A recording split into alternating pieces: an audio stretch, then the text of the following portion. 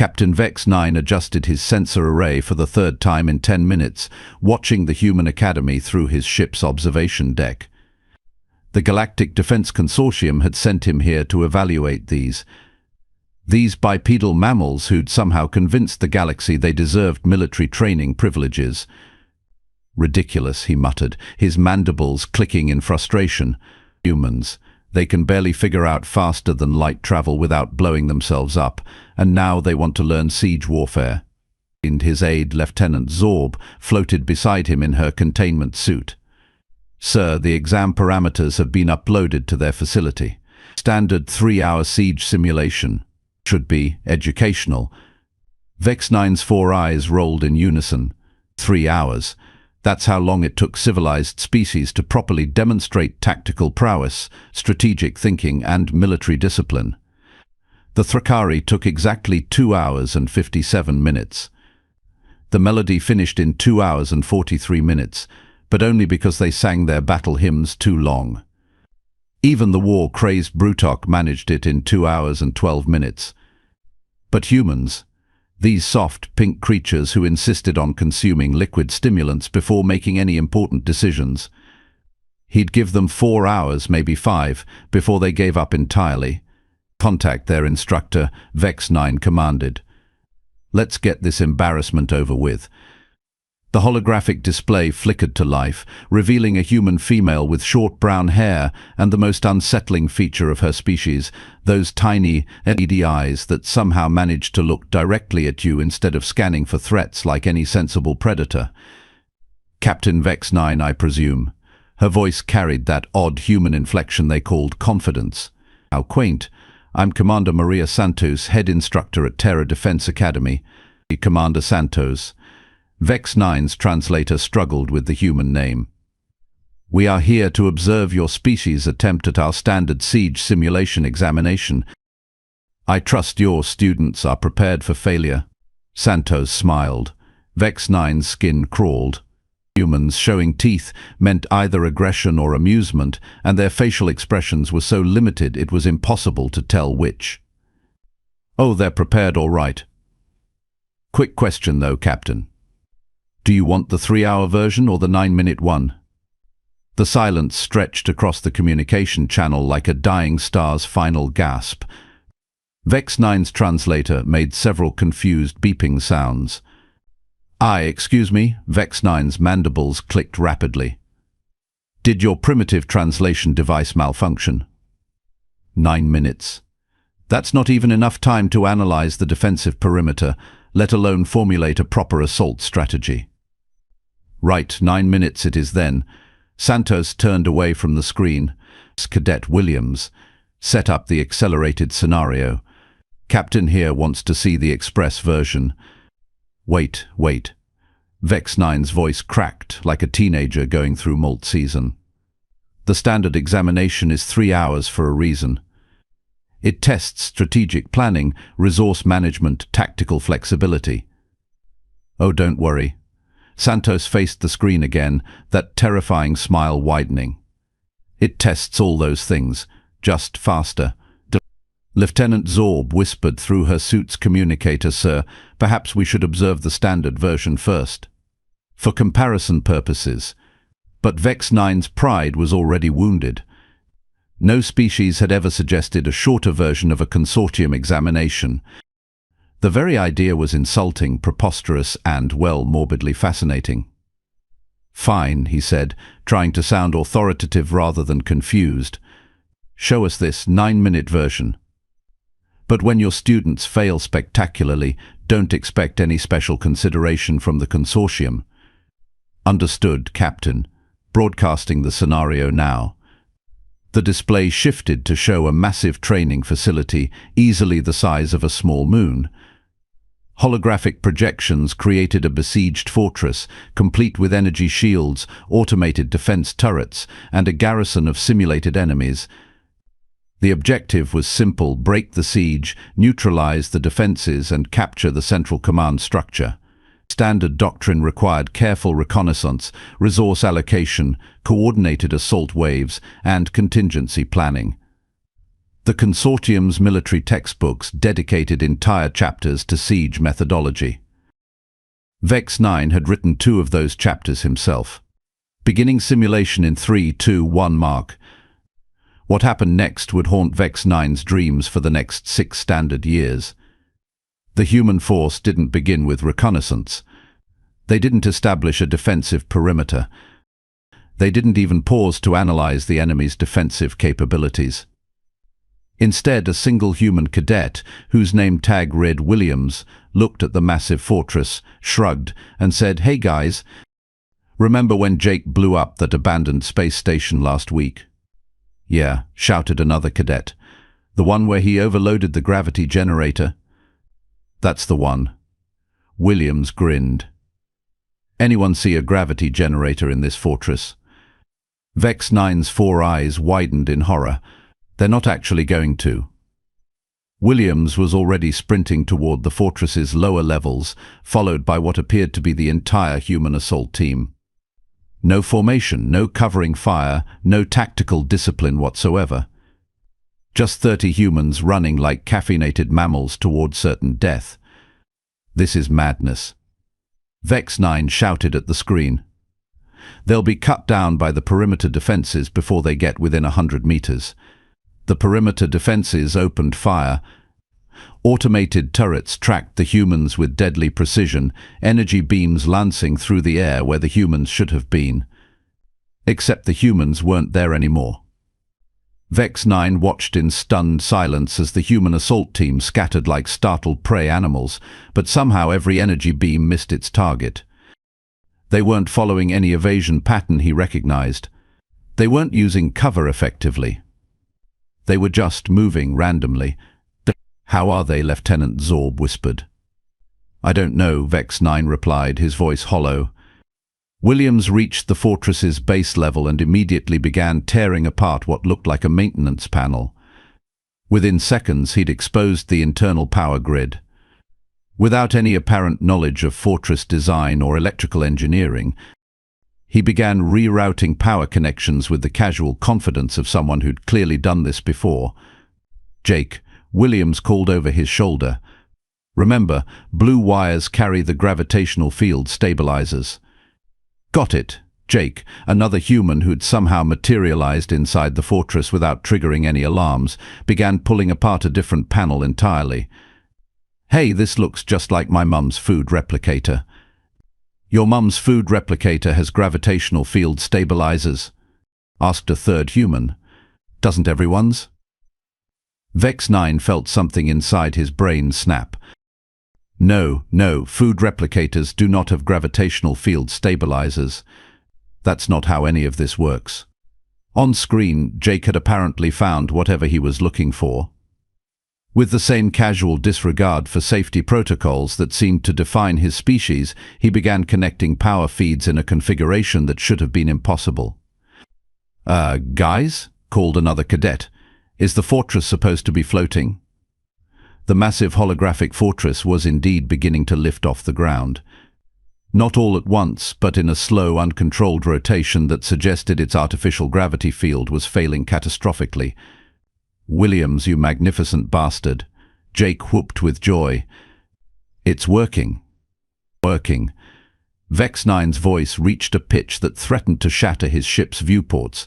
Working. They're destroying the entire simulation. The fortress, now spinning lazily through the air like a drunken space whale, began firing its defense turrets wildly. Without a stable platform, the automated systems couldn't target anything effectively. Energy beams scattered in random directions, while the fortress's own garrison tumbled helplessly through corridors that were no longer oriented with any recognizable concept of up or down. "Commander Santos," Vex 9 said, his voice trembling with either rage or admiration, he couldn't tell which, "your cadets have just committed what might be the most spectacular violation of siege warfare doctrine in galactic history." Santos nodded thoughtfully. "Yeah, they tend to do that." Williams. Status report. Williams, who was now hanging upside down from what used to be the fortress's main entrance, gave a thumbs up. "Central command structure is approximately 30 meters that way." He pointed toward what appeared to be empty space. That way turned out to be correct. As the fortress continued its slow tumble, the central command chamber rotated into view. Its blast doors sealed tight but now accessible thanks to the complete absence of gravitational orientation. Jake, displaying the kind of three-dimensional thinking that came naturally to a species raised in rotating space habitats, launched himself from the fortress's hull and sailed gracefully through the vacuum toward the command chamber. He landed with practiced ease, pulled out what looked suspiciously like a standard emergency door tool, and began cutting through the blast doors. Time remaining, Williams called out. 7 minutes, 30 seconds. Santos replied, "Plenty of time." Jake's voice came through the communication channel. "Hey, does anyone know how to operate a Thrakari command console?" "Same as Melody, right?" asked Williams. No. Vex 9 found himself shouting instructions at the screen despite himself. Thrakari interfaces are quantum encrypted. You need a bioneural link to even access the basic functions. Jake paused in his cutting. Bioneural link? Like with your brain? Yes, exactly. It's impossible for non-Thrakari species too. Cool. Jake pressed his hand against the console interface. The console immediately lit up with full administrative access. Vex 9's brain made a small popping sound. Jake said, studying the alien interface. "This is way easier than my mum's food replicator." The simulation timer showed 6 minutes, 42 seconds remaining when Jake announced, "Got it. Fortress command structure is officially captured. All defensive systems are down, garrison has surrendered, and..." He paused, reading the display. "Apparently I also accidentally ordered lunch for the entire enemy force. Hope they like sandwiches." The simulation ended with a cheerful beep. Total elapsed time, 9 minutes, 18 seconds. Commander Santos appeared on screen again, that terrifying human smile wider than ever. "Sorry about the extra 18 seconds, Captain." Williams gets a bit creative with the gravity generators. Vex 9 stared at the display in absolute silence. His 4 eyes blinked independently, each one trying to process what he'd just witnessed from a different angle. "That," he began, then stopped. He tried again. The fortress was a third attempt. How did they even? Lieutenant Zorb floated closer to her captain's chair. "Should I file the standard examination failure report?" "Failure?" Vex 9's voice cracked again. "Failure? Zorb, they just completed a siege simulation in 9 minutes. The fastest time in consortium history was 47 minutes, set by the Keth Prime Military Academy, and that was with advanced knowledge of the fortress layout. But sir, they violated every protocol. They ignored standard tactical doctrine. They destroyed half the simulation environment. They won." Vex 9's mandibles clicked slowly. "In 9 minutes. Using gravity as a weapon against a fortress specifically designed to be impregnable." On screen, the human cadets were celebrating by doing something called high fives, which involved slapping their hands together repeatedly. The sound was disturbing. Commander Santos leaned into the camera. "So, Captain, should we show you the 3-hour version now? It's a bit more thorough." Vex 9's species didn't normally experience what humans called existential dread, but he was beginning to understand the concept. "Commander Santos," he said carefully, "when you say more thorough, what exactly?" "Well, in the long version, they actually follow proper siege doctrine. Reconnaissance, tactical planning, coordinated assault waves, the whole thing. Very professional." "And how long does that usually take them?" Santos consulted her notes. "Last time, 43 minutes. But that included a 15-minute lunch break because Williams got hungry. Or lunch break. During a siege simulation. Human metabolism requires regular nutrition intake," Santos explained with the tone of someone who'd had this conversation before. "Can't fight on an empty stomach." Vex 9 looked at Lieutenant Zorb. Zorb looked at Vex 9. Neither of them said anything for a long moment. Finally, Vex 9 asked the question that would change everything. Commander Santos, how many students do you have in your advanced tactical program? This semester. About 300. Why? 300 humans who can do what we just watched. Oh no, Santos laughed. Williams and Jake are special cases. Most of our students would need at least 15 minutes for something like this. Vex 9 felt his worldview crumbling like a sandcastle in a solar storm. 15 minutes, for what the consortium considered a 3-hour examination. Captain? Lieutenant Zorb's voice was very small. What exactly are we going to tell the consortium command? Vex 9 stared at the screen, where the human cadets were now attempting to play some sort of game using the floating fortress as a ball. The massive structure spun lazily through space while humans in environmental suits kicked off its hull, laughing in that disturbing way their species did when they found something amusing. Zorb, he said slowly, I think we're going to need a bigger report.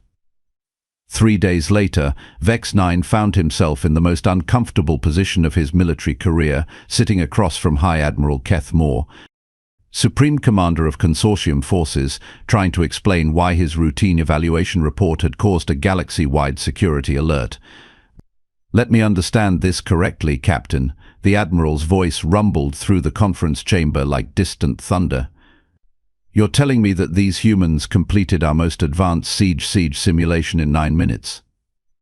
9 minutes and 18 seconds, sir, Vex 9 corrected, immediately regretting his precision.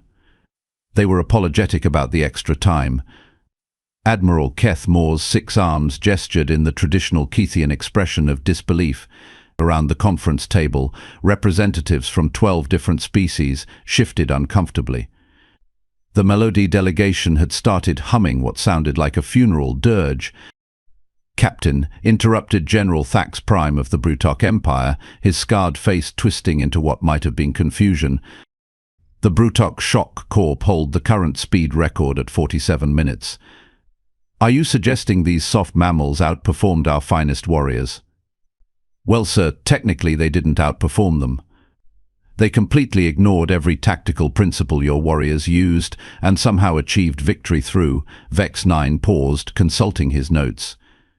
Quote, making the big floaty castle dizzy until the bad guys fell down.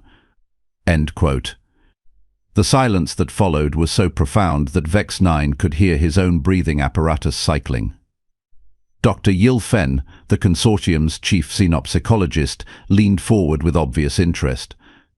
Captain, did you observe any signs of advanced tactical AI assistance? Hidden technology? Some form of hive-mind coordination? No, ma'am. In fact, I recorded several instances where they actively argued about the best approach. One cadet suggested using explosives. Another wanted to ask nicely if they could just surrender. The winning strategy came from someone who remembered his friend breaking his mother's kitchen appliance. His mother's what now? General Thax Prime's voice rose to a dangerous pitch. Food preparation device, sir. Apparently it shared some design similarities with Fortress gravitational systems.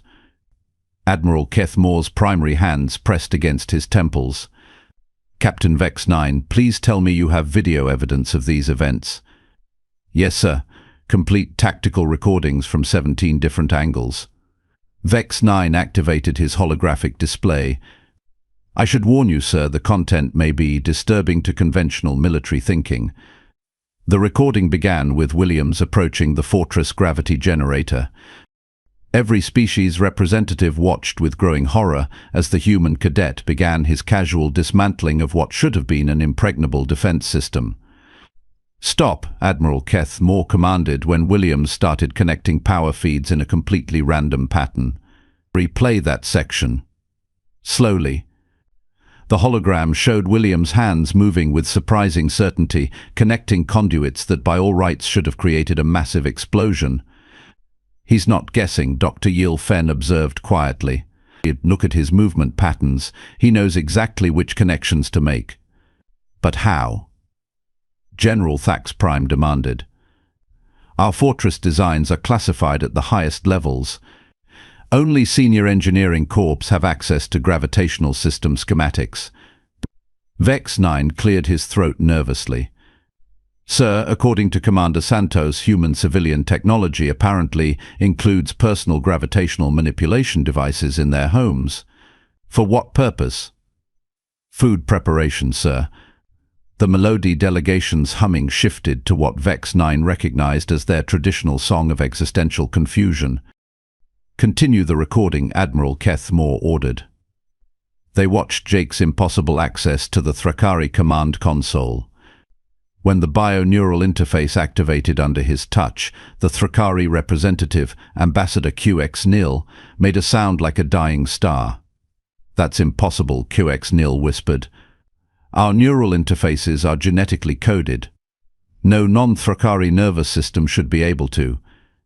How compatible is human neurology with Thrakari systems? Dr. Yilfen asked. It shouldn't be compatible at all. Humans use electrical neural impulses, we use quantum-entangled synaptic cascades. It's like trying to interface a primitive calculator with a dimensional matrix. And yet, Vex 9 said quietly, it worked. The recording continued through Jake's casual navigation of the command system, his accidental lunch order for the enemy garrison, and the final surrender notification. When it ended, the conference chamber remained silent for exactly 47 seconds. Vex 9 counted them. Admiral, General Thax Prime said carefully, what are the strategic implications of this information? Admiral Keth Moore's expression had shifted from confusion to something approaching terror. If humans can interface with Thrakari technology, access Kethian gravitational systems, and somehow predict Melody defensive patterns. Sir, Dr. Yilfen interrupted, I don't think they predicted anything. I think they just improvised. Improvised. Ambassador QX-Nil's voice cracked. They improvised their way through 12 layers of quantum encryption. According to their instructor, this was considered a routine training exercise, Vex 9 added helpfully. She mentioned that their advanced students could probably do it faster. The Melody delegation stopped humming entirely. In their culture, this was equivalent to a declaration of war. Admiral Keth Moore stood slowly, his 6 arms moving in what Vex 9 recognized as the ceremonial gesture of profound military concern. Captain, I need you to return to the Human Academy immediately. Sir?